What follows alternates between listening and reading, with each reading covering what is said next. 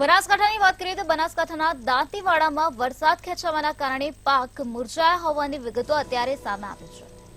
કર્મકાંડી charitable trust દ્વારા મેઘરાજાને રીઝવવા યજ્ઞ કરવામાં આવ્યો છે. પર્જન્ય યજ્ઞ કરી પાણી ભરેલા તપેલામાં બેસી આહુતિઓ આપવામાં આવી છે.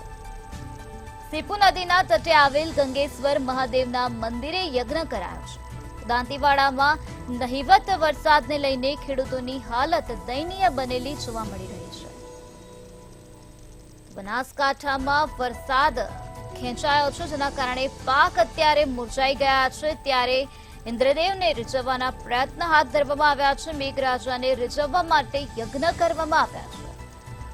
સીપુ નદીના તટે આવેલ ગંગેશ્વર મહાદેવના મંદિરે યજ્ઞ કરવામાં આવ્યો છે. તો દાંતીવાડામાં નહિવત વરસાદને લઈને ખેડૂતોની હાલત અત્યારે દયનીય બની ગઈ છે. ખેડૂતો અત્યારે ચિંતામાં મુકાઈ ગયા છે, કારણ કે વરસાદ ખેંચાયો છે અને જેના લીધે તેઓના પાક મુરઝાઈ ગયા છે.